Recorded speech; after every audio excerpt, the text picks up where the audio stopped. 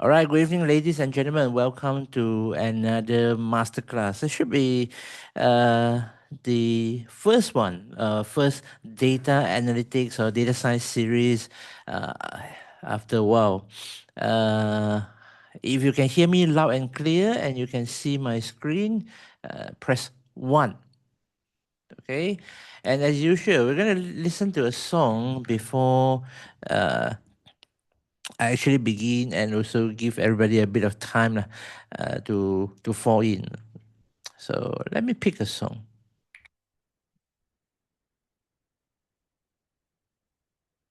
Okay, I found one. It's one of my favorite. It's my favorite when it comes to data. It has nothing to do with data, but it sounds like data. Okay? You know when you hear it, okay? It's an old song. Because you know I'm all about that bass, Probably 10 years no old. trouble. I'm all 11 about years. that bass, no trouble. I'm all about that bass, no trouble. I'm all about that bass, bass. Yeah, it's pretty clear. I ain't no size 2, but I can shake it like I'm supposed to do. 'Cause I got that boom boom that all the boys chase, and all the right junk in all the right places. I see the magazine working out Photoshop. We know that shit ain't real. Come on now, make it stop. If you got beauty, just raise them up. 'Cause every inch of you is perfect from the bottom to the top. Yeah, my mama, she told me don't worry about your size. She says boys like a little more booty to hold at night. And no, I won't be no stick figure silicone Barbie doll. So if that's what you're into, then go ahead and move along. Because you know I'm all about that bass, no trouble. I'm all about that bass, no trouble. I'm all about that bass, no trouble. I'm all about that bass, Hey, I'm bringing booty back. Go ahead and tell them skinny bitches that. No, I'm just playing. I know y'all think you're fat, but I'm here to tell you every inch of you is perfect from the bottom to the top. Yeah, my mama, she told me don't worry about your size. She says boys like a little more booty to hold at night. And no, I won't be no stick figure silicone Barbie doll. So if that's what you're into, then go ahead and move along. Because you know I'm all about that bass, no trouble. I'm all about that bass, no trouble. I'm all about that bass, no trouble. I'm all about that bass. Because you know I'm all about that bass, no trouble. I'm all about that bass, no trouble. I'm all about that bass, no trouble. I'm all about that bass, because you know I'm all about that bass, no trouble. I'm all about that bass, no trouble. I'm all about that bass, no trouble. I'm all about that bass,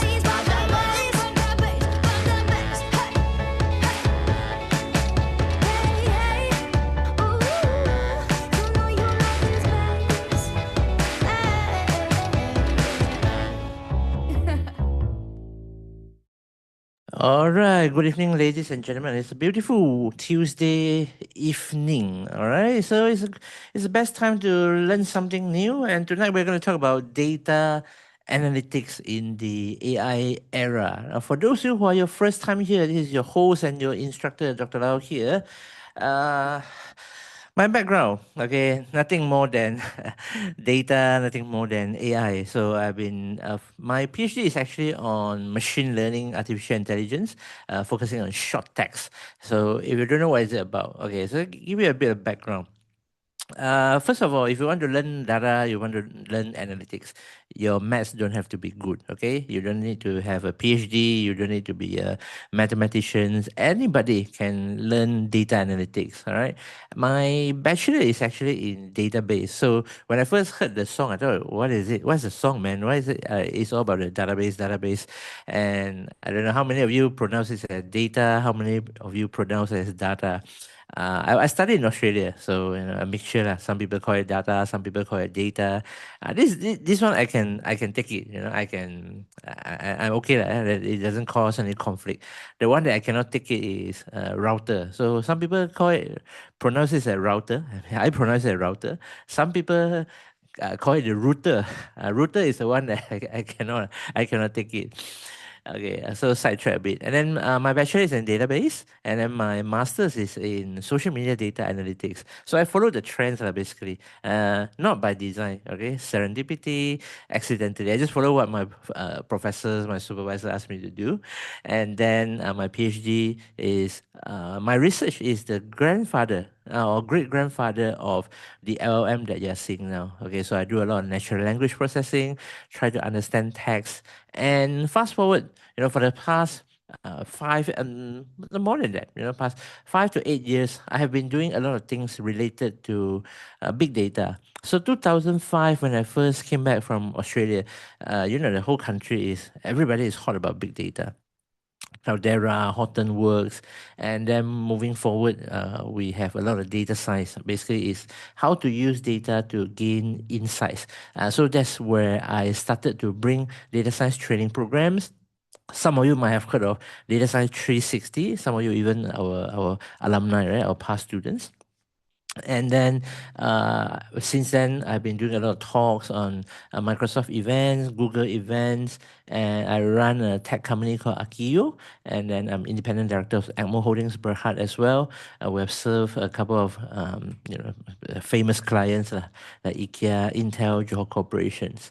Now, for the past 6 months or so, 2005, H2, basically second half, we did a lot of AI automation, especially agentic AI automations using NAN to build automation workflows. But we do notice that, of course, the demand of data science has not been as hot as the past because, first of all, we have trained a lot of data scientists. Second of all, is a lot of the job, a lot of things like people sort of like, okay, is there any ways that we can use AI to help us to reduce our workload, and then rather than just dive into data science because of machine learning and so on. But on the other hand, the demand of analytics, which we have seen, is still there, right? Every company that we go, definitely they have two things. Number one, they need to use data to make better decisions. Number two, they need to use Excel or Google Sheets to do that. So actually, what is the right way to analyze data? Okay, let's go straight into the topics today. What is the right way of analyzing data? So we have this thing called the Awesome Framework. You can I'm not the one that invented this, but I sort of like I'm the one that make this thing popular. So if you look at Awesome Framework, right? It basically is an it's an acronym. Uh, use the free version. It's an acronym of 5 things, basically. O, why is it so small? S, E, M, and N. Okay. So O stands for obtain. Okay, obtain data. So no matter what you want to do, the first thing is obtaining data. All right. The second one is to scrub the data. Okay, cuci, scrub means cleaning, obtain, and then you need to scrub the data. And then the third one is actually to explore the data. Okay, I'll explain and show you each of them one by one, and also how AI can help. Cuci, yes, cuci. Explore. What is explore in Bahasa? I don't know. Yeah. Okay. M stands for model, and then N stands for interpret. Now, before I dive in further and show you what each of these does, and also uh, how to use AI to help us to do all these things, right? I must tell you how. Let me share with you. No, I must tell you. Let me share with you how is actually how the task is actually separated. Wow, so take. Yuck. See, I've been using this software for quite some time, and I'm still pretty bad at it. So now you know how bad is my art, right? Okay. Here's black color lah. Okay, so obtaining data and scrubbing data to me is not the hardest, but of course is one of the key lah. The one that takes up most of our time is actually obtaining data and also cleaning data. It takes up at least 60% of our time, and then this will take up another 30% of our time, and the interpretation usually is 10%. Okay, this is how we separate the workload when it comes to data science. But the most important part is actually the interpretation part, because this is where you tell the story.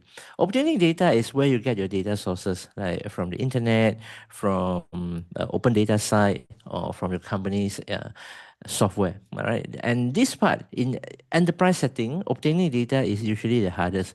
Or maybe to be fair, if you are doing it as a public, as an individual, right, getting data is always hard because you don't know where to get it, where to download the data, where to find the data, and so on and so forth. And if you are doing it internally within a corporate, within a company, right, you have a lot of data already, but whether or not you have access to it and you're allowed to touch it or not, that's another story, right? So obtaining data and cleaning data, this will actually takes up like 60% of the time. Why is cleaning data hard? Because number one, data is always dirty. If you happen to get a set of data that's very clean, right, that's sparkling clean, usually is either somebody has cleaned it before for you, or that data has been pre-processed lah. Let's just put it this way, right? If it's too clean, if it's too good to be true, then it's too good to be true. And this will take up 60% of the time because it's just like cooking, right? You might spend 3 to 4 hours just to prepare the ingredients, go to market, buy the dish ingredients, prepare the dish, cook it. You take 3 to 4 hours if I've cooked before, but you probably spend less than an hour or 30 minutes just to wall up the whole thing, right? Finish the meal. So the idea is about the same. Okay, so after you obtain the data, you clean up the data, and cleaning data is usually the least sexy process in the whole thing, lah. And cleaning data is like things like inconsistent formatting, inconsistent names, and then your like IC number like that. Some people will put 81 blah blah blah blah, and then put hyphen or dash, and then your state number, and then hyphen and dash. So that's the one way of doing it. And same goes to like telephone number, right? Some people put +60, some people put 60, some people put 0, 1, 2 straight away. And when they do that, if they are storing it, if you're storing it in, let's say, like a Google spreadsheet, like the 0 will disappear. Or if you store in any sort of software or database that treat a mobile number as a number, right, your first 0 will disappear. So it costs you a lot of problem lah. And that part is but it's a must do, because if your data is not clean, garbage in, garbage out. So this part of stuff, this part of task usually is handled by data engineer. DE, data engineer. So far, okay? Can hear me loud and clear, and okay with my pacing, okay, my volume? Okay, all good, yeah? If all good, just tap all good or okay. All right, so this data engineer. So after you have done the preparation, just like cooking, after you have bought the ingredients, you have cleaned it up. The next thing is to explore the data. So explore the data, basically you try to understand more about your data. And just like cooking, you got a recipe, and then you need to look, okay, are these ingredients okay or not? Matches my requirement? Do I have the right amount? And things like that. All right, so exploring data and modeling data. Next is to build a model. So model is like the part where you actually do the cooking. So you build the model, and usually in data science, we build a model for a couple of things. predictive analytics. We gain some insights. We want to get some signals. We want to see some trends and whether to validate whether your signals and trends are working or not. So that's the part that the modeling does. And explore is basically the preparation part, just to look at your data, like I said, and understand what are the different numerical or statistical attributes to it, like looking for correlations and so on and so forth. Okay, so this part of the job will takes up about 30%. When I say 30%, not 30% of the people, but when I say 30%, it's like if the project is 100%, right? This is the time spent. Okay, so usually exploratory and also uh, a bit of the modeling. Okay, so I draw the line here. A bit of the modeling here. Okay, these two are done together, and this part is usually done by uh, data analysts. Okay, uh, explore the model and explore the data and build a bit of the model. Yeah, okay, this is done by data analyst. And data scientist is the one that look after the entire spectrum. Yeah, almost end to end. But we don't do so much of data engineering. We don't have time. Or we do the data engineering, but not so much on the hardware side. We do data engineering more on the feature side. What is a feature? Okay, a feature is a characteristic of your data set of a particular row. So let's say, right, if you are doing a data set, okay, about kids in the class, right? Some of the features can be their name, their gender, their height, their weight, and probably their favorite subjects or their ambitions, ambition one, ambition two, ambition three. So those are the type of features. And when I say, right, let's say you want to do some features of data engineering, that means, for example, you have weight and height, right? And you want to combine these two features into a single measurement that represents the health condition of a person, whether he's obese, underweight, overweight or not, then you can create another field or another column called BMI. Yeah, those are the things that do data engineering. And another type of data engineering we always do as a data scientist is to extract the gender from the name. Okay, for example, like if you are Malay, then you know like bin and binti is for you to represent whether you are male or female, and then you can use that to check whether they have filled out their gender correctly or not, and then you can use that to cross check whether their ICs are valid or not. So there are a couple of ways to do that. And if you look at Singapore, sidetrack a bit, right? If you look at Singapore car plate, so they usually have an extra alphabet at the back. I'm not sure how many of you noticed that, right? Okay, I leave it as a homework for you.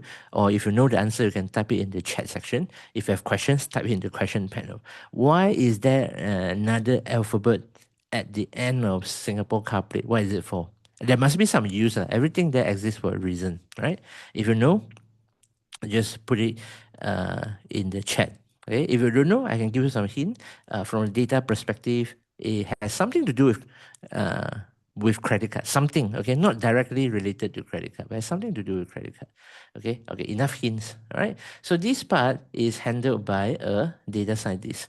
So if you want to know the role of a data scientist, basically it covers the end-to-end of the entire spectrum. And this is what we teach in data science. Okay. Now, when it comes to analyzing data, okay, and you need to know two things. Number one, structured data. Okay. Number two, unstructured data. So even in the AI era, the basics are very important. If not, they are more important because without knowing these terminologies and without knowing all the different machine learning algorithms and evaluation stuff, you can't really do the right prompting. You can't really prompt properly. You know what I'm saying?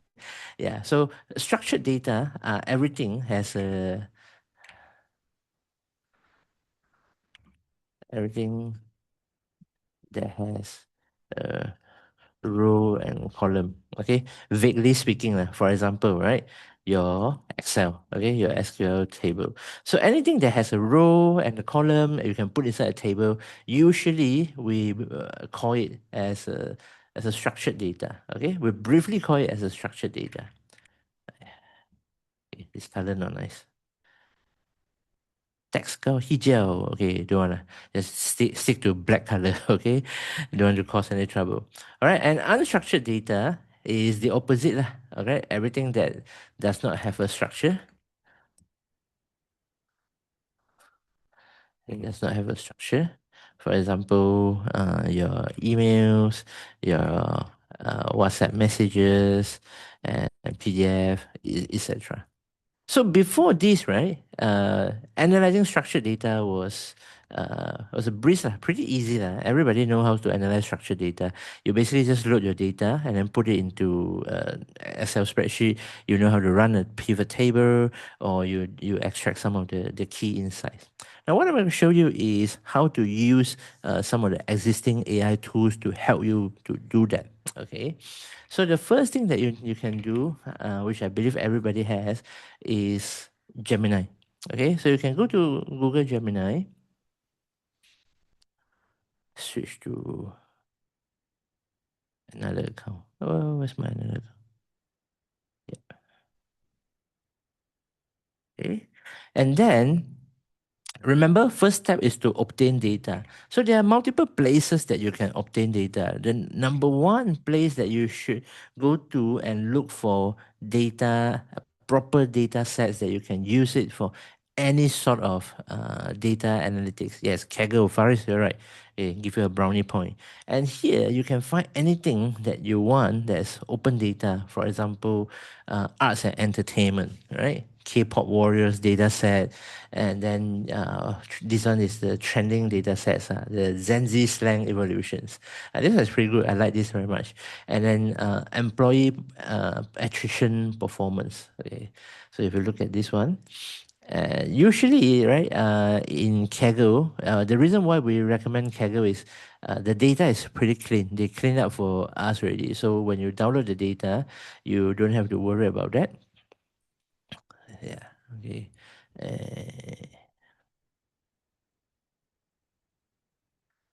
Okay, you can download the data and use it. So this one is important. You have to remember. Yeah, so you can download it. And you can also go to places like here to search. Let's say you want to do something to do with Malaysia. Okay, Malaysia crime data set. Okay, we don't have that many. We have one like this.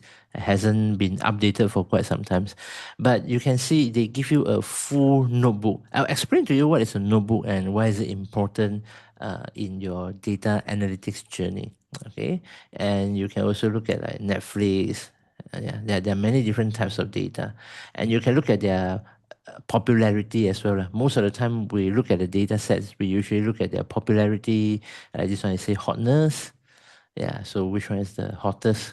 And yeah, this one is still very popular. And you can find anything from crime, road accidents, and then chest X-ray and so on.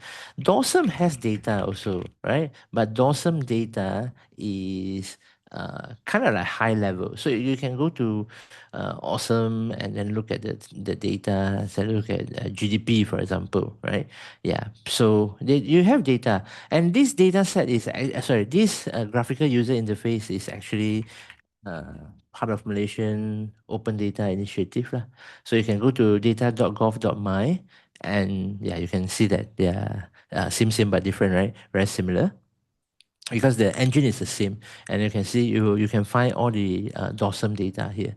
One of the data set that is popular, right, is the this one, MOF data. I don't know why they keep track of the price of petroleum and diesel on a daily basis, but what has been very consistent. But this is the one that people likes to use a lot. Yeah, and then you can look for the second one is actually the interesting one. A lot of people use it, which is the vehicle registration, and it comes with some basic charts. So you can go to Gemini, and let's say I downloaded a data set which is the Cars 2025. It's from here. Okay, yeah. So you can download it, and then it will give you a CSV file. Now, for those of you who are not familiar with CSV file, basically it's just a text file.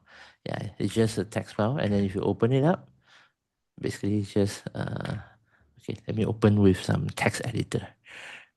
Visual Studio Code. Okay, is just a file like that, a flat text file. And the reason why it's called CSV, it stands for comma separated values. That means every comma is separated. Okay, so this is just some basic information. In AI era, there are a couple of data formats that are very important and is going to be game changer. Number one is definitely CSV, because anything that you can show in CSV, you can load into Excel, but not the other way around. If you anything that can be produced with Excel doesn't mean that it will definitely be able to open it in CSV, because some of the Excel has different formats lah. But if it's a CSV file, you definitely can open it inside an Excel and show it as a table. Okay, for example, if you want to do that, you just double click. So sometimes if there are simple questions, right, I will just open Excel. Okay, in my case, numbers because I don't have I'm using a Mac. And then you can use similar things like pivot table, highlight, do some counts. Yeah, it's pretty powerful, right? If you highlight the whole section, it will tell you what is the average, what is the count. So here in 2025 alone, we have 870,000 cars registered under JPJ, okay, under YB Anthony Lock. So what we can do is we just drag and drop the file into our Gemini, okay. Now, here's a trick. Here's a trick. A lot of people, when they use AI, right, you ask AI questions and expect answer. Andy said for free. Yes, this one is for free. The Kaggle is for free, but Gemini is not lah. You can use for free like Gemini, but has a rate limit lah. All right, and if you have any questions, please make sure you leave them in the Q&A panel, so I will answer them, all of them, before I go to sleep, okay, before I go off. Now, here's a trick, okay?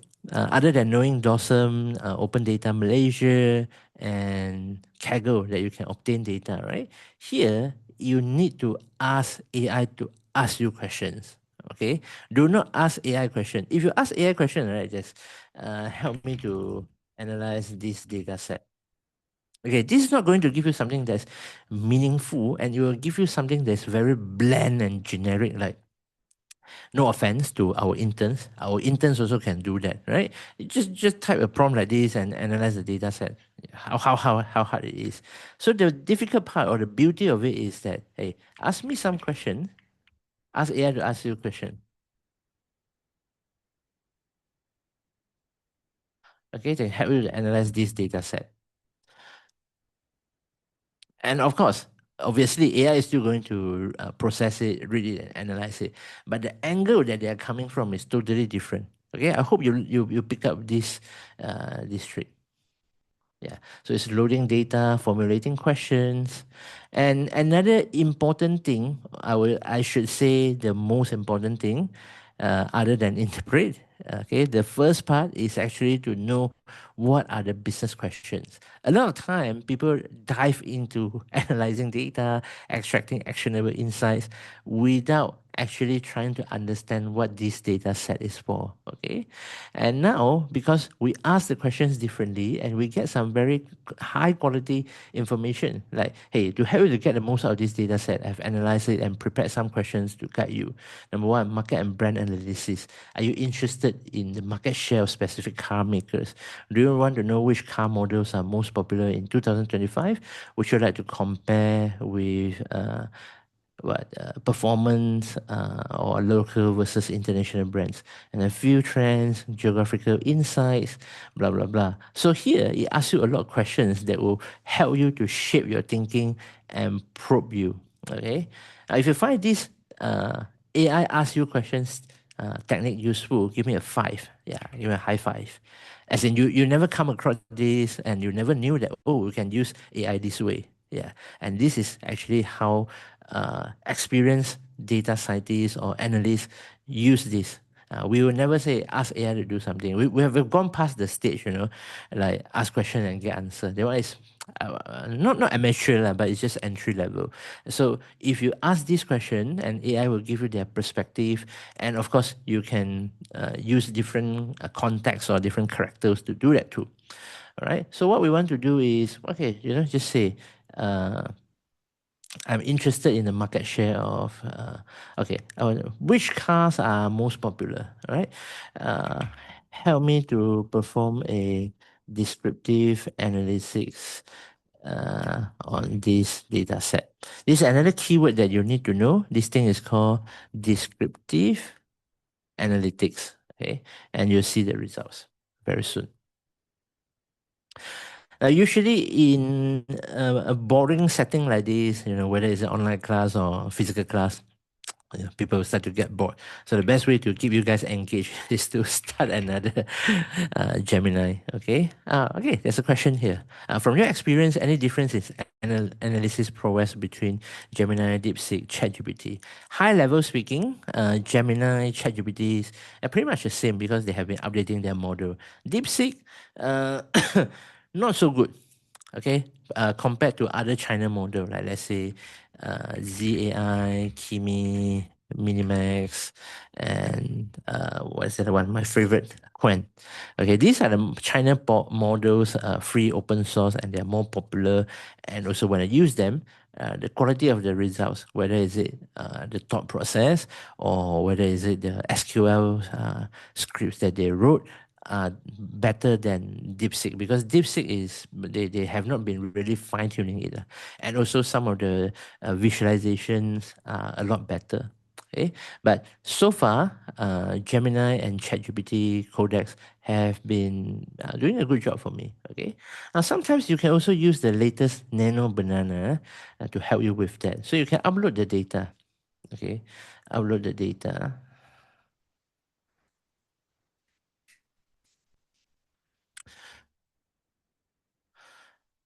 Okay, I actually prepared one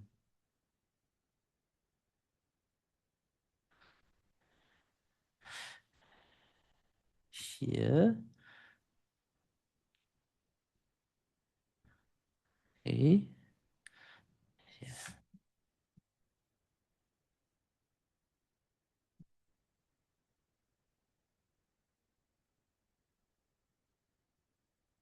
All right, so help me to create an infographic for the summary of this data set. You can ask it to do that. So, yeah, and this one also help us to perform descriptive, sorry, this one is a descriptive analysis. Let me see if I can put the image here. Yeah.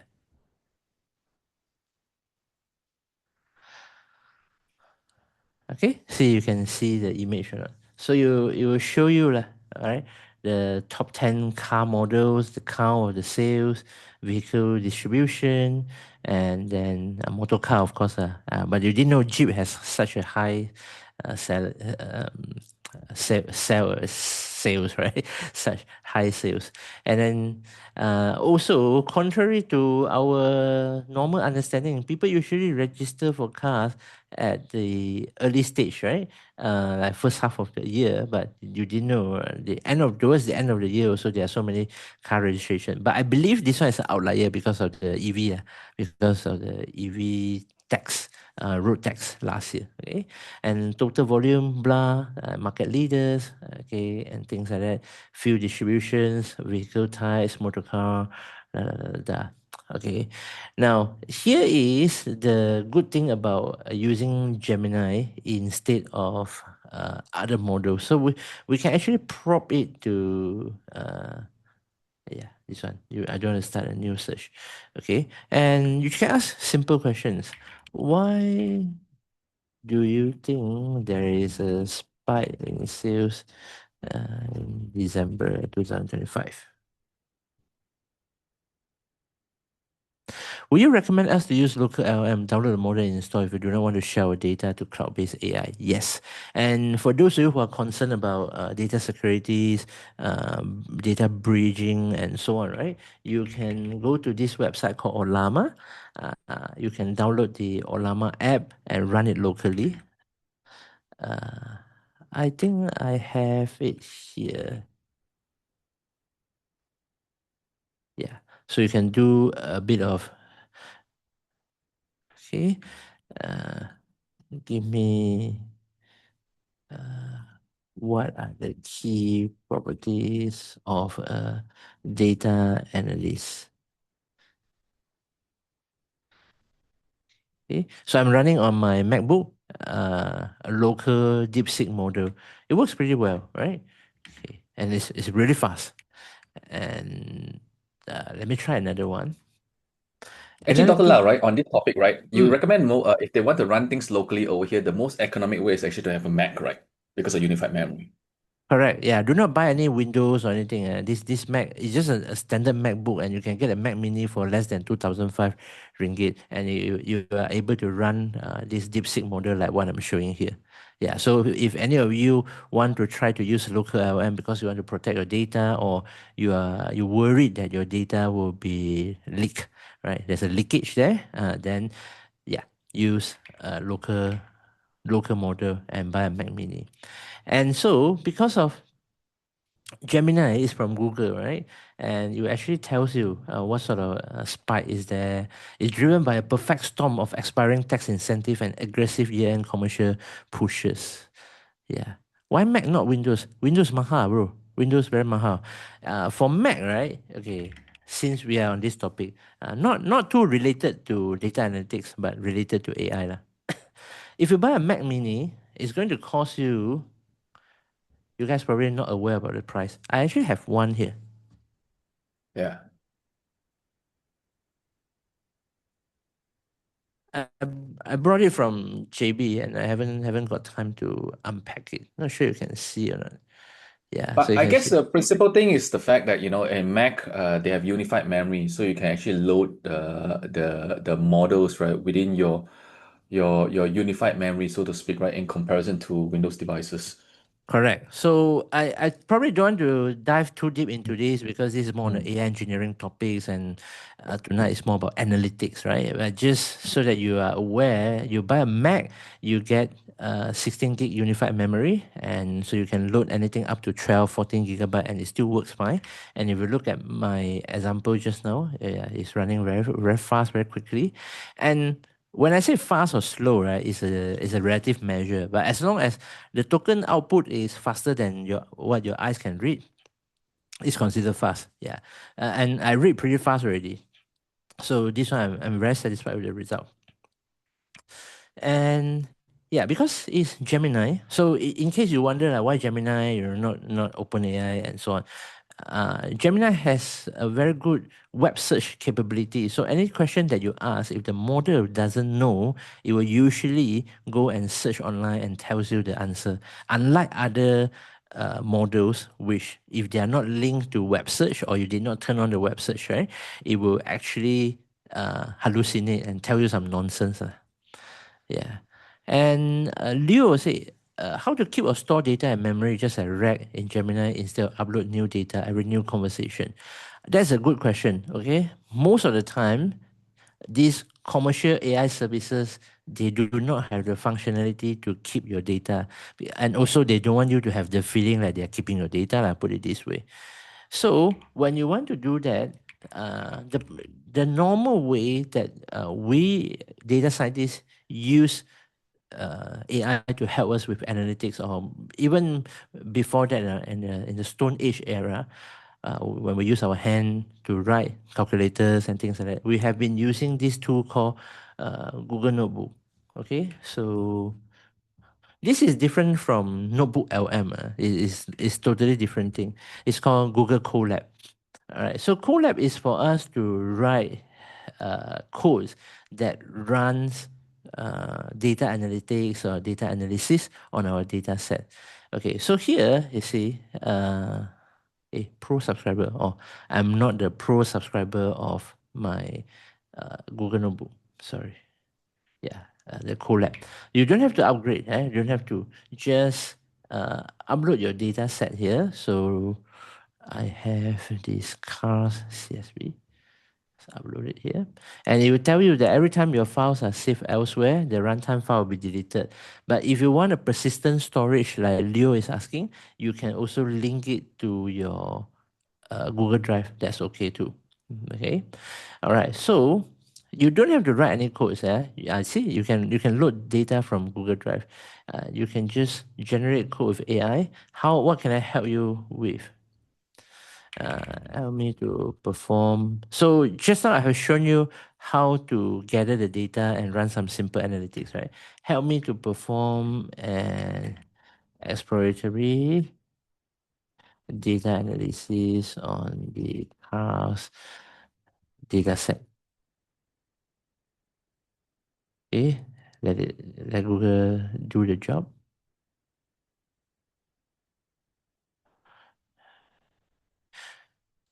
So you see, you can ask it to do different things and brainstorm with AI, but the key thing here is you need to know what are the right things to call. So here's another example that I prepared earlier. I say, help me to create an infographic for the summary of this data set. Yeah, and then you show you this. Okay, I need to download. Any questions?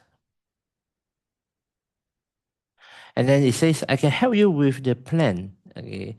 Number one, load the data. Number two, data inspection. Number three, handle missing value. Number four, descriptive statistics. Okay, correlation analysis, identify outliers. If I'm happy, I just click accept and auto run. And then, all you have to do is just to wait. It will help you to write the code automatically. And even the comments and things. So when you come to the AI Analytics certification, you will learn a bit of this, a bit of the AI analysis like this, and also another tools that we'll be showing you is Google AI Studio. Google's AI Studio is more on building your final product or your final presentation. Like for example, if you upload some data sets that's related to NVIDIA and AMD, you can use it to present it this way. You can do it in Chinese, you can do it in English, and the graphic is generated using Nano Banana. You see. So just imagine, right? If today, 5 minutes before your presentation, or 5:30 already, you need to leave and go home, and you need to complete a presentation like this, right? AI is actually your best friend. Just dump the data set, and it will come out with the results for you. And another thing to highlight is when you use approaches like this, or you use Notebook LM, the chances of hallucination is actually very low, because all this information is extracted from your data source. It's not from elsewhere. What is the difference between free version and the paid version? For Google Colab, no, it's basically just the use of TPUs and your computational power. But in terms of the model itself, it's pretty much the same, because Python is also a free programming language. See, and you can see all the things that we have done, but now inside this Google Colab notebook. Now, the benefit of using this versus doing it directly in the AI tools, let's say like Gemini or ChatGPT, is that this thing is reusable, rerunnable, and also you can share this notebook with your colleagues, and then they can continue your experiment, they can continue your research, your data analytics, or they can actually upload it to GitHub, or you can share it within the groups, and also replay your whole code. So it is highly reusable, and gone are the days that you need to write this code. Or some of you, like William, all this, you have taken Data Science 360. You know that in the class, one of the key thing is to write the code. Not only you need to learn the process, what are the right processes to use this, but also you need to learn how to write the code so that you can get the desired results that you want. So yeah, you don't have to do that anymore. Yeah, Sam is here also, right? Sam, when using Olama, can the AI produce image, visual chart, infographic, any specific LM model? Okay, so if you want the local model to generate image for you directly, right? You need to look for the one that can generate image, but it will not be as good as the one that you do it in Nano Banana. Okay, so you can either call Nano Banana from your notebook, or if you want a pure local solutions, right? Quen generate charts. Okay, you need to look for the model that can generate charts, but yeah, see, spelling chatbot, image, video understanding, image generation, document processing. So you need to find a model that actually supports that. But this one is usually uh, image generation, not so much on the chart generation. But most of the AI model is capable of writing code that can draw beautiful charts for you. Okay, this one is a bit off. We can ask it to do. Yeah. Okay. And then okay, code. So you can see generate an interactive chart using Plotly to show the different uh, brand at different months. For Power BI users, the best way to integrate AI tools, I heard, is about MCP. Okay, for Power BI, I still think that the best way of building the dashboard is to ask AI to teach you what are the best dashboard to build and write the SQL code for you. So let's see, right? I want to store this data in a SQL database. Can you help me to prepare this script? Is that possible to access Colab Python file through desktop VS Code and the same file in both platforms sync? Now, if you want the files in both platforms sync, you need to enable Google Drive in your folder, because all this, right? Yeah, is actually inside your Google Drive. There's a folder called Colab Notebooks. Automatically, man. Yeah, see all the things I have done in the past, all the untitled title. I use it to do data science. We do telco. I do my own accounts also. Yeah, so you can use that, but you need to synchronize your Google Drive. You need to have a desktop version Google Drive app, and also the local version is not it's not called Colab, it's called Jupyter or Jupyter, because it's a short form of Julia, Python, and R. I don't think anybody uses R. I'm not saying uses R anymore. I don't think there are too many people using R actively anymore. Yeah. I used to use a bit of R for my own statistics. Yeah. Okay, and this one, because I'm now specifically asking you to use Plotly to do a chart, right? And this is Plotly. Yeah, you can mouse over, and then you can zoom in, zoom out. Yeah, see, very very powerful. Or you can reset also. Where's the reset button? Yeah, auto scale. See, so there are a lot of things that you can do. Evelyn Barford. Oh, I haven't seen this car. Evelyn Austin, Aston Martin. Yeah, I like Aston Martin. Okay, any questions? Is there a way of time? Yeah. Okay, so this one, and it will help you to run the entire analytics here.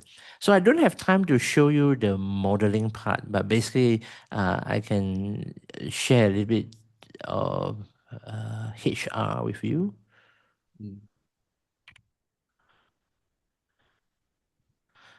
HR exercise. So HR exercise is one of my favorite. It's one of the must teach in any data science class because it will actually show you how to generate a heat map so that you understand which are the factors that affecting people resignation. So give you a bit of background. HR analytics, usually we do it to identify who are the people that should leave, who are the people who should stay. Are we having too high of a resignation rate? And also, how do you predict which are the employees that are likely to resign? Okay, so we look at the correlations, we look at the departments, and also we look at the salary, we look at the number of projects, and then we start to analyze their resignation rate and so on. So you don't have to understand the code. Yeah, you just have to understand whether the results, the output, is the one you want or not. If you cannot write the code that you want, then we update and change our prompt. Okay, and then the last bit is the prediction. So you can actually predict which employee is going to leave, which employee is going to stay, and with a pretty high accuracy, depends on the model that you choose. So in the analytics class, you will also learn how to choose the model and also supervised learning, unsupervised learning, different types of machine learning technique. And also, I think before we go today, I would like to share another technique that you can use AI to help you, which is, I think you have seen a lot of document summarization, right? But not sure how many of you are actually familiar with sentiment analysis. So one thing that AI does very well is analyzing text. Uh, Either we scale up so fast that it can do it at an amount that a human cannot do. For example, go through 1,000 Facebook comments and pick up the one that is either sarcastic or doing some damage, talking bad about us. And it takes human a lot of time to do. Even if you process as a 1 second per tweet or 1 second per comment, it will take you 1,000 seconds, which is 3,006. Well, easily half an hour gone, right? But if you do pass it to AI within half a minute, it can go through all the messages, pick out the bad ones, highlighting to you which are the bad words, and so on and so forth. So if you say, hello, it is a good day today. Okay.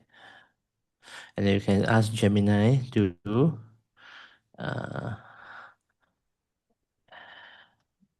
analyze the sentiment of this message.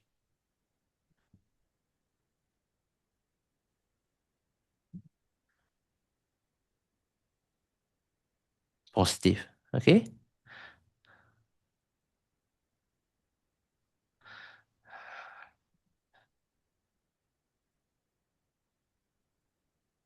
And can write another one. Say the food is awful and not clean. And then you start to generate the sentiment.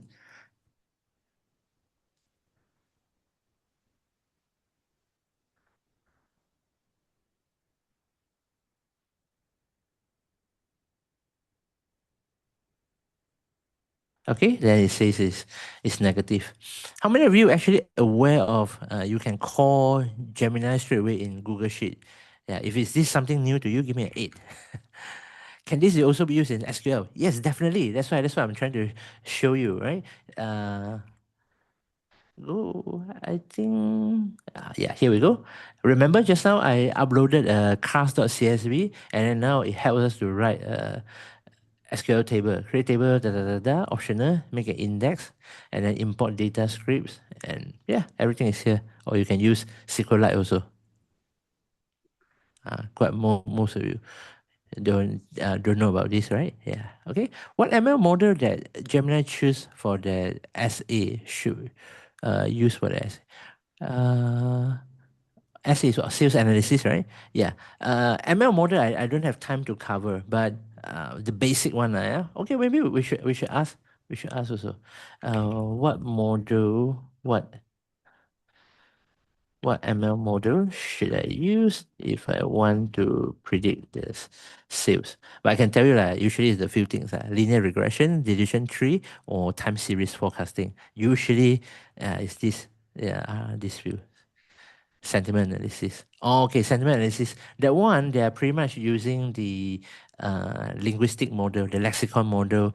Some are using NLTK, some are using Vader. So you can search for it. Vader sentiment analysis. Vader is good because it actually helps to detect emojis. Yeah, so it actually has a list of emojis. Not sure is it still here or not. Yeah, here. It supports emojis. So it's very fun. Sentiment analysis and text analytics, right, is a very important subject in data analytics. And also, during the class, I'll show you how to do some unstructured data analysis, clustering, finding user preference, and so on. So all this will be covered during the class also.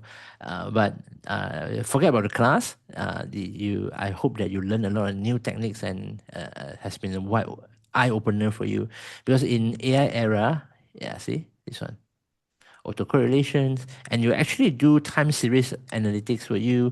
I'm pretty sure it's Arima Sarima. Yeah, see, it's a classic statistical method, and it will also help you to write the script. Also, Prophet model is the one from Facebook lah. So, Dr. Lau, let me jump in over here, right? I think looking at the audience who have been dialing in so far, right? I think I suspect most of them are non-technical people. They might also not be using a lot of statistics in their day-to-day work, right? So, discounting the math, discounting the statistics, and so on and so forth, right? Where do you think, right, it would add value in terms of their current day-to-day job right now, given the fact that analytics is a lot more accessible nowadays because they don't have to write Python, they don't have to write SQL, they don't have to know R, right? They might not even need to know statistics, right? But the key thing ultimately is, how does it aid in terms of transparency and how does it aid in terms of decision making, right? Or insights or even where is the main value, right, that they can unlock, right, from knowing how to use AI to help them with the analysis on the data side of things. Okay, before that, Ruby asked a question: how to use dynamic keywords filtering in Power BI using and or not?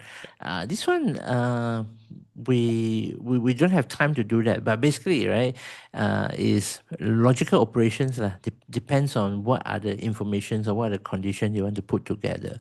And I think it also goes back to Warren's question: is like if you want to know how to do that exactly, you can ask in Perplexity, which will give you some very good in-depth tutorial when you have specific questions like that. Okay, and if you don't have specific questions, then we can just upload the data set to Google Gemini, right? My favorite, and also the one that gives me the most, I wouldn't say headache, but it keeps me awake at night, is that, so for example, right, I'm given this task. I'm a data scientist, I'm AI engineer, I'm an IT guy, that's how I progress lah. But the only thing that I'm worried that every time when I meet a new client is that I don't know much about their industry, right? We don't have enough industry knowledge, domain knowledge, and we always kena this sort of questions. It's like, tell me something that I don't know. And if you say something that's wrong, right, it makes you look stupid and amateur. So my favorite when it comes to AI is, right, as a business user, but who are not familiar with the task that you are assigned, see, give me some ideas. What some good business questions I should ask, okay, that can impress my boss? Last bit is for fun lah, but Madame Rosiani, from experience, which one that stakeholders more prefer when we want to present a visualization? Just present output from Gemini using Colab, since Colab is coding embedded. So everything that you generated from Colab is too many. Is actually just an image. Yeah, and you can use it as a normal image, like copy paste. It's just a normal PNG. But if you want something that's more impressive, you can use an interactive chart like Plotly, or you create a dashboard in Power BI or Tableau even, right? Or Google Looker Studio. That's one of the way. But of course, depends on your skills. Some people, they are they don't really like surprises. So you better don't do that. A live interactive dashboard, because your boss might ask you, hey, can you click here? Hey, no, can you click there? And then things might get out of control a little bit. But if you just want to tell a story, you better just use the chart directly from here. And that's why it goes back to my last point, interpretation. Okay, interpretation is definitely the hardest, because even though it's just 10% of the work, but the impact can be dead or alive.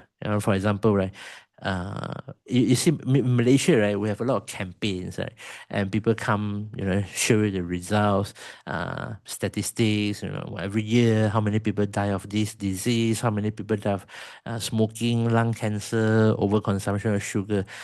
But if they do not interpret the results well, and they do not give you a good coherent story, then yeah, it might not maximize the opportunities or maximize the outcome. And if you look at this, right, and I say, can we give me ideas what are some good business questions I should ask that can impress my boss? And now he's telling you that lah. Okay. Uh, competitive landscape, tactical, uh, consumer preference, and things like that. And if you go back to my earlier example, right? Okay, I can say, okay, thank you. Now, please help me to craft an inspiring story if I want to craft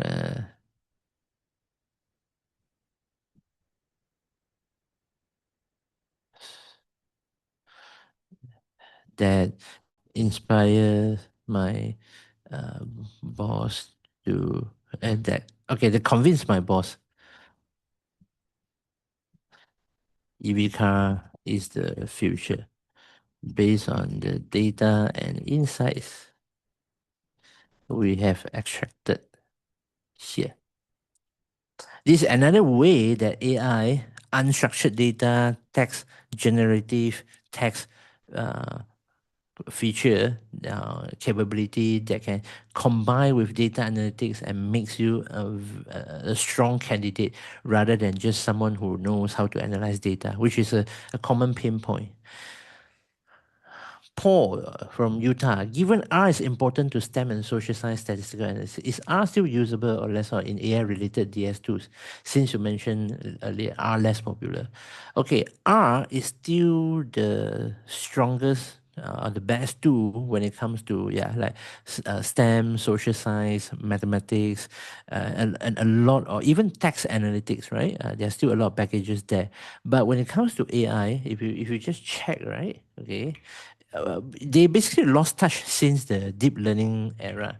Okay, you see AI packages in R. Yeah. It's more on the machine learning side. This is 2 years ago. We're still using Tidyverse, 1R, Ranger, XGBoost. So it's good when you have the model, when you know how to build the model. And you can also ask Google Notebook, Colab Notebook to write for you. But this is more on the general AI lah. But if you want to use LLM or those, it does not have too many of them included, especially if you want to build some agentic AI application. Yeah. So R is definitely not our first choice. And see, if I show the thinking here, based on the data analysis, you're welcome, Paul. Here's a data-driven narrative you can present to your boss. You see, I've been analyzing the latest blah, blah, blah, blah. The growth is exponential, not linear. It's no longer a luxury niche. Businesses are moving first and blah. And also, it has 44,000 EV hitting the road with a 5% market share. There's quadrupling. Yeah. So it does help a lot when it comes to not just the visual part, but also the business part, right? Not just visual, but also the business part. And yeah. Okay, so always go back to your awesome framework, because in any event or in any stage, you notice that you are stuck or the results or the story does not match with your hypothesis or your business question, we usually will have a set of business questions first. Every data set. If the data set that you have gotten, right, you cannot come up with a business questions, then it's probably not a good data set. But again, I have never come across a data set that does not give me any insight. For example, right, even if you just give me a list of name of the people, just any name, right? Give me 100 names. I can tell you how many of them are male, how many of them are female, how many of them, and roughly gauge their age range. Yeah, if the name list, right, Senarai has a lot of names like Peter, Robert, Michael, you roughly know the age group. Yeah, but if you have another name list, you have a lot of funny names like, I don't know, Xavier, Crystal, Ignatius, I don't know, Maximus, Leonardo, you know the age group lah. So I can tell age group, I can tell their gender. There are a lot of things I can do, right? Even if you just give me a pure list of name and nothing else. Yeah. So Dr. Lau, And there's a very important question, right? yeah, Similar to what Paul was saying, asking, right? Whether R is still relevant. Nashmi has a question though, right? Do the non-technical people still need to pick up basic Python or SQL, right, to be effective in terms of analyzing data? Or that need has changed, right? Because the approach has changed in terms of how one would obtain or scrub or enrich data, so to speak. if you are looking to get a job as a data analyst, then your Python skills are pretty much not so important. On a scale of 1 to 10, your importance used to be 4, 3 to 4, but now it's just go down to 1 to 2 lah. Basically, as long as you know what you're doing, and because they wouldn't give you access to write to the database, so you wouldn't queue the SQL table, and we wouldn't give you the production access lah. So you are fine as long as you know how to pull the data. And last time, right, for somebody who doesn't know Python and who doesn't know SQL, it's very hard to get a job as an analyst because you are only relying on Excel, and your colleague, right?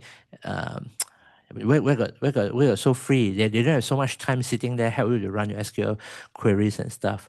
But now it's a bit different lah. So you know how to use AI to do this, and there are a lot of tools that can help you to connect to database, pull the data, and even scrape data from the web. So as long as you know how to prompt and you know how to validate whether the results is right or not right, then you are fine. Okay, this Okay. is specifically to data analysts.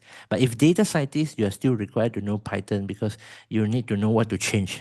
Even if the code is here, you need to know how to run experiments, for example. Like I need to run this experiment 10 times just to visualize the difference, or I need to run this experiment using different models and to see which model gives me the best result and explain a bit of why. Yeah. Okay, so you were distinguishing between a data analyst where you look at data, you come up with the insights, you interpret it, versus a data scientist where there's more investigation and you go into a bit of engineering, you have to kind of pipeline and so on and so forth, right? For Correct. most of the non-technical people over here, in terms of the jobs, whether they're from finance or operations or they deal with operational data and so on and so forth, right? Do they need to be data engineers and data scientists, or most of them, right, just need to know the basics of analysis? If you want to become a data engineer, then your knowledge on analysis is less important. All you have to do is to make sure that you know where's the data, how to keep the data, and all the security stuff lah. You're basically giving the right people the right access to the right data. All right, that's the data engineer. And if you're a data scientist, then you basically need to know a bit of everything. And your main strength actually comes from modeling, because out of these 3 roles, data scientist is the only one that can build models. And some of the models cannot be built by AI only. For example, customer preference order. Like you are running a F&B, you're running a restaurant. How do you know customer preference? How do you know which menu item is the most profitable, and so on and so forth? And also there are others lah, like e-commerce, shopping like that. When you buy a hat, they need to know whether to recommend you a pair of socks, or another new shoes, another pair of and stuff. Yeah. Okay, so for right skills for the right job and for the right role, for most of the SME owners over here who are on the call, right, and so on and so forth, I suppose, the closest thing they should be is actually focus more a little bit more on the analytics side rather than the engineering. and so on and so forth, right? But in the corporate sector, the skills of manipulating larger data sets, right, will be a little bit more important because they require to be a little bit more structured. Would it be a fair way Correct. to summarize it that way? Yes, that's right. And also, if you are SME owners, you don't have to worry about this sort of job separations, because most of the people that you hire, they will handle end to end. So it's more like a data science and data analytics person. And since Michael asked this question, right, how you take the durations between complete the old days to collect data compared to now with the help of AI. Collecting data, right, is the time consuming part. Like I say, if you're working in the corporate, the time consuming part is actually the people, like convince people to give you the data and making sure that you are not you wouldn't do anything bad to the data, or it would not reveal something that it should not be lah. That's what people are worried about. Now, if you're a small company, a lot of people, they worry that they don't have data. But the good things is nowadays we can generate a lot of dummy data just by using AI also. So for example, I go to Gemini, give me a list of 50 Malaysian names of all races, all gender, and you will generate like this for you. And you're analyzing the demographics, formulating the name list. Just wait for a bit.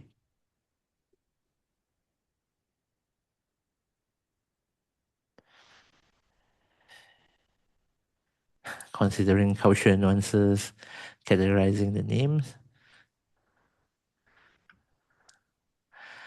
Last time, this is something that is, I would say, it's not something straightforward. And if you guys know, right, the one of the thing that suddenly disappear is called lorem ipsum. Last time, whenever we want to do demo, when we want to write copies and stuff, yeah, we need to do things like lorem here, and nowadays it's gone because everything can be write by AI automatically. Yeah, see, so if I need a list of 50 names, right, I just say, hey, can you help me to do this?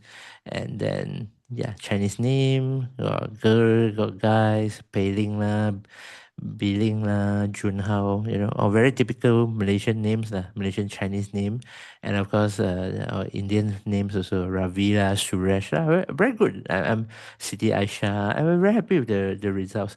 So let's say you are dealing with you need to do some demo, and then you have some sensitive data, and you don't want to review or you want to show their real name. Yeah, then you can use this method. It helps you a lot.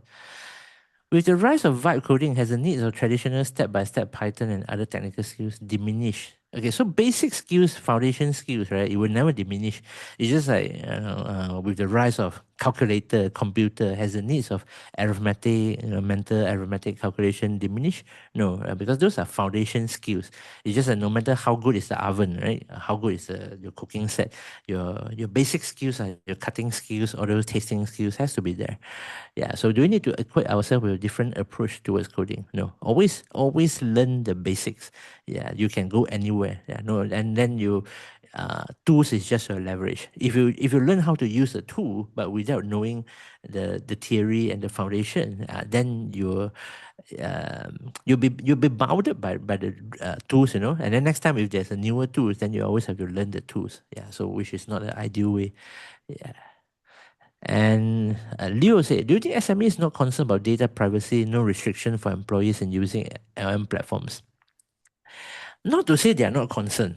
We have been working with enough big companies, SME, to understand their inner fear and also their concern. It's just that's probably not the top priority when you have 3 months runway constantly, and you need to think about the customers and so on and so forth.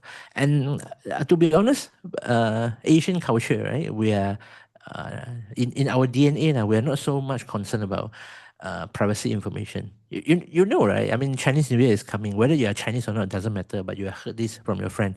People ask you, how old are you? Why are you not married? When are you planning to get married? And then where do you work now? How much your salary? Does your boss give you 3 months bonus? All these sort of things, right? These are big taboos in Western culture. You ask people about their age, they will slap you. Literally, they will slap you. And if you ask them about their salary, they will stare at you. See, so there's culturally there's a bit of difference, and of course SMEs are run Malaysia, right? 80% of the companies, 80% or even 85% of the economics are supported by SMEs. So the culture is there, lah. So where big corporates block employees from accessing LLM website due to data leakage prevention. If you pay enough attention, right, there's actually no cases of data leakage from LLM yet, because LLM does not keep your data. LLM only keep the probability or the weights of your data. All right. But of course, those platforms, they do keep your raw data, but they will not tell you what they do with it. They will just say, we use it to improve the performance of our model so that we can provide better free services to you, because you're not paying it. And now you're going to see ads in ChatGPT, right? If you pay the first tier, the $8 one.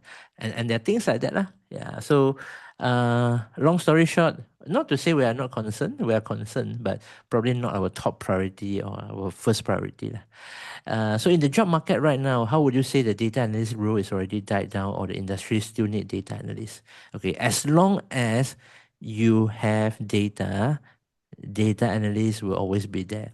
The reason why you see that people stop talking about certain role or certain position is because that role or that position is no longer increasing. The demand for that is either stagnant or slightly declining, right?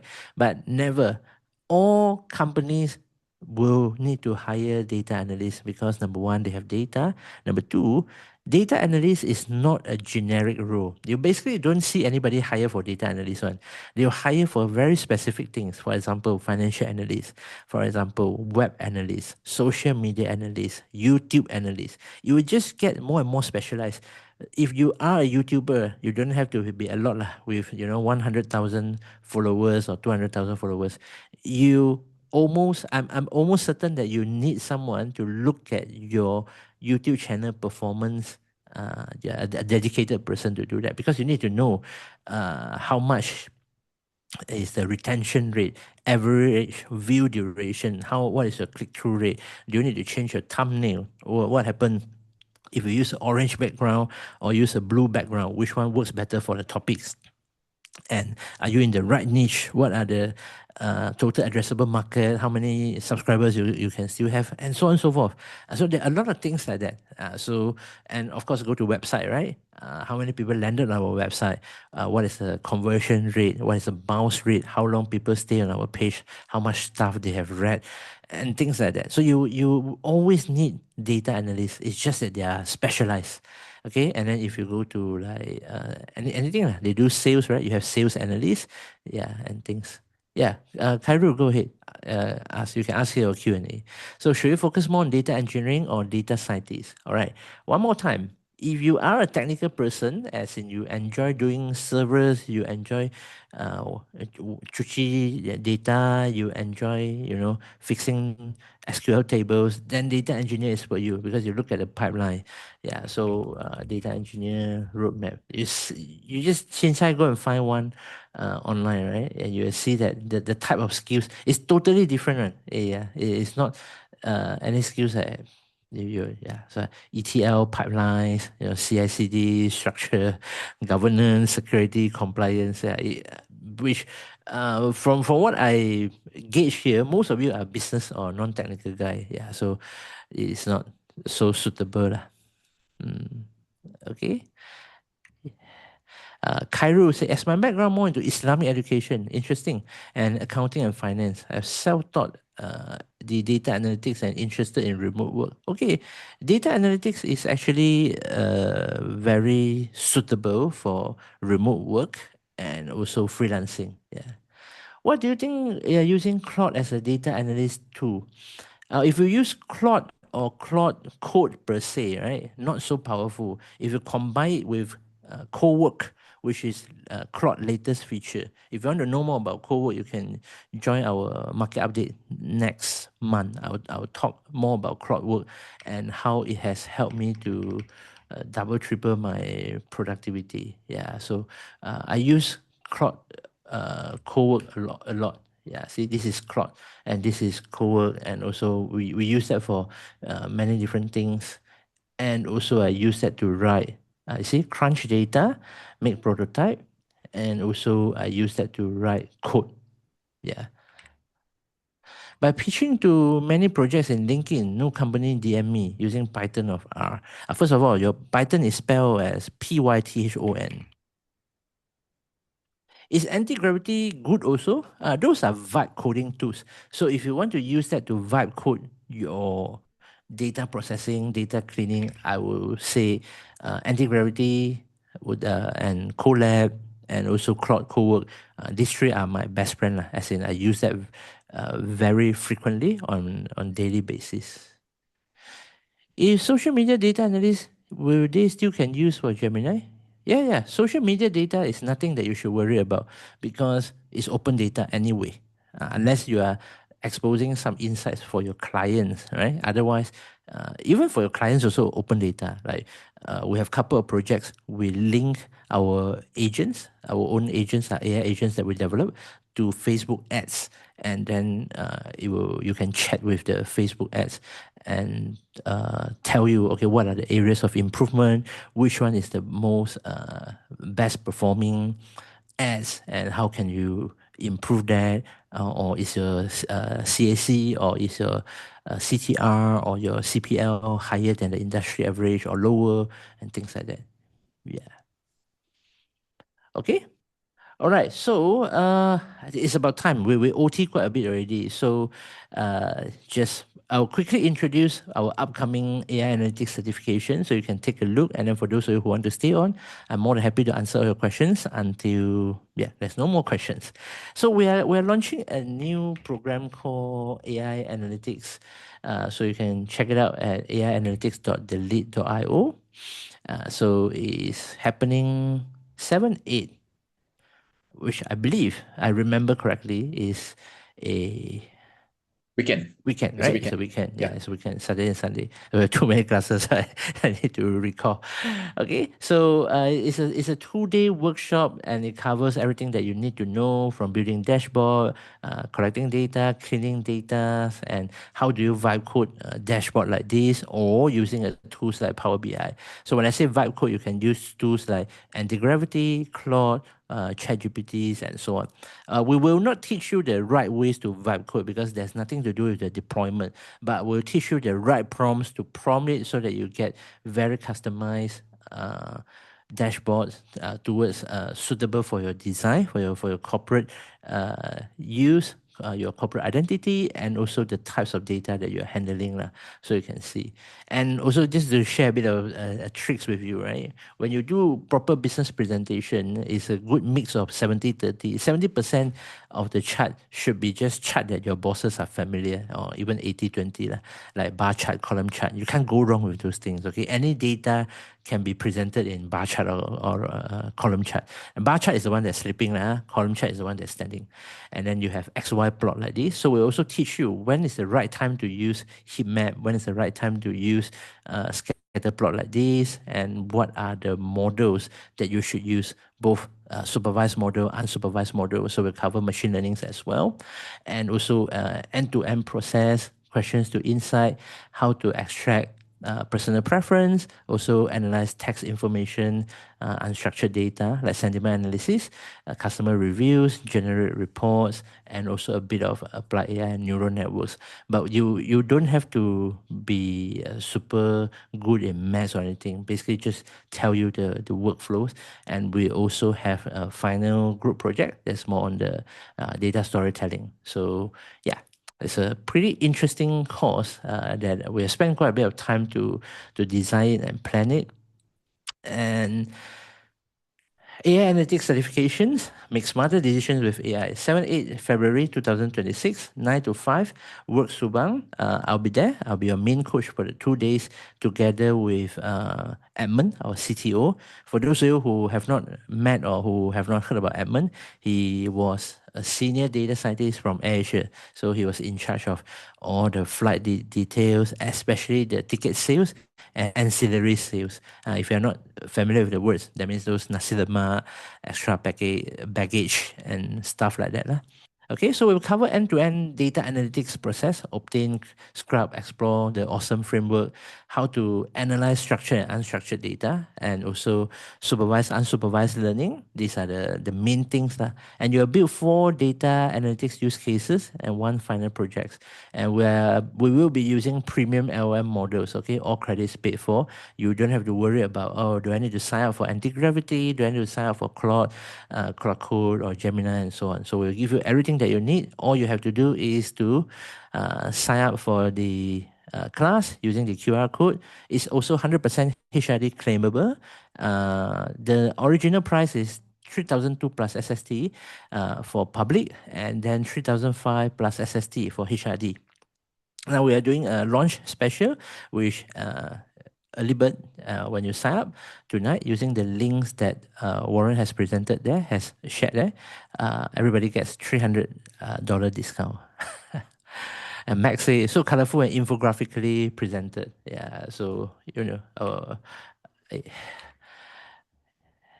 our students are good.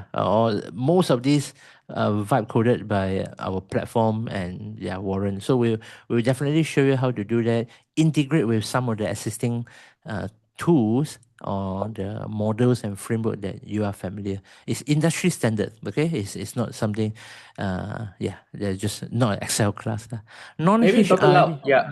Sorry, maybe we can comment a little bit, right? Because I mean, we've been doing a lot of all this AI agentic stuff and then vibe coding stuff as well, right? Why did we create this course, right, as analytics as part of a trifecta of skills that we think will be useful to most of the white collar workers, right? Perhaps some commentary, right, on where we see the workforce heading towards. So usually when I design the course or when we design the course, our philosophy is number one, it must fit the industry requirements. Okay, the demand has to be coming from the industry. And so Lead is unique in such a way that we want to fill the gap, the last mile, which is you have a lot of technologies out there, but you are not aware. Or even if you're aware, right, but you don't know how to pick it up and make it usable at workforce at work at the shortest amount of time, right? That means you pick up and then you use it. Yeah, so we have developed AI engineering, which is our first class, because I want to quickly provide a good stream of a supply for engineers who can build models, who can do all these sort of AI, LM things. And then the second one is once the model part has been, the demand has been fulfilled, not to say 100% fulfilled, right? We still need a lot of AI engineers in the country, but there's another, they will be asking, say AI engineering is too technical for most people, right? So we design a workflow automation to solve your problems of using NAN to automate a lot of the boring tasks. And then the last bit is this part, right?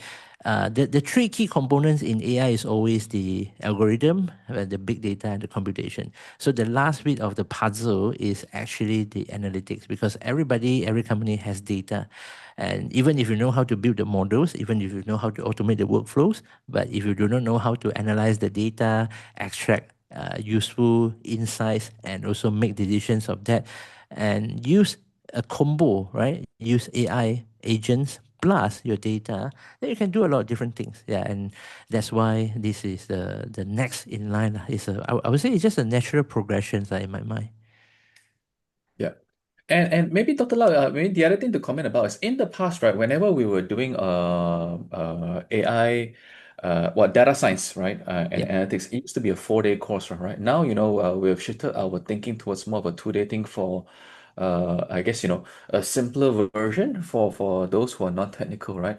Yeah. Uh, would why do we think the 2 days is enough, right, compared to 4 days, right? In the past, right, for a certain segment of the audience. Yeah. So I think we get this question a lot, even from like when we'll go for BFM radio interviews. A lot of things, right? It can it has been simplified or even to make obsolete with AI. For example, right, the one that I just show you, gone are the days that you need to sit down manually create the dashboard. And if you just want to create a dashboard, a static version of the dashboard, you still need to go through the whole configuration stage of open up Power BI, do this, do that. And you cannot host Power BI as a web page easily, right? Same goes to Tableau. And not only Tableau is difficult, not to say difficult, time consuming, it requires a lot of steps, and it's very expensive. Tableau is very expensive for the license. And when you use certain things like this, not only you save your time, and when we talk about time saving, it's not about saving 10-20% of the time. It's like reducing your time from 3 days to 3 hours, from 3 hours to 10 minutes, that sort of time reduction. And I'm sure that for those of you who have seen this and who have used AI before, you know what I'm saying, right?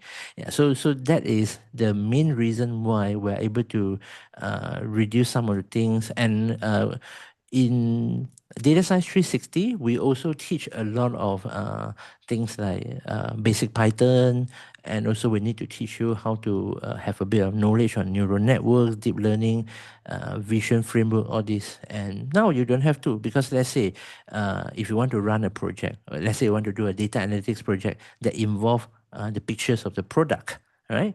Or that involves pictures of some comments or reviews. You don't have to worry about it anymore, because AI now they all has eyes and is able to analyze the image. And for example, data entry, like last time, if you want to use Python to write a data entry or OCR script, it's very time consuming, and you may or may not get it right at the first shot. Yeah, so all this adds up. Yeah, we allow us to finally conduct AI analytics in just 2 days. So in short, you have libraries, you have tools now that are ready, off the shelf, that you can use. You just need to know which tools to get the outcomes that you need. In the Yes, past, the and now tools it were has less developed and less intelligence. mature. Yeah, correct. Less mature and less developed, and then you need to string things up together. So you need to engineer and architect more of a solution, right, from scratch. Correct. Or less so from scratch, but from existing libraries. Yeah. Got it. Okay, I suppose that's it, right? Any other questions? Okay, there's a question from Q&A. Why do you think using Claude as data analyst tool also? I believe we've already answered that, right? Yeah, I already answered. So I think a good thing about this program is also we give you exposure to the tools that you need, like Colab and Gemini. These are the two main tools. Google is at this moment they're quite good at this, and it's a clear leader. Thank you, Malik. That means a lot to me and Warren. Yeah, it's good to hear that. Okay, so just once again, for those of you who want to sign up for the course, Warren, can you just post? Oh yeah, I can copy. No worries. Okay. Yeah. We just repost it over here. And then we put the link inside the slide as well. Yeah. Thank you, Jijen. So if you guys have no further questions, thank you very much. Enjoy the rest of your tomorrow is midweek already. All right. Enjoy the rest of your night, and then see you in our next event. It could be market update or maybe some other masterclass and workshop, as long as time permits. Okay. Thank you very much. And if you have any questions, feel free to email it to drlau@thelead.io or use this form to sign up. Okay. Thank you and bye for now. Bye guys, take care. I will play one song and ciao. Good night.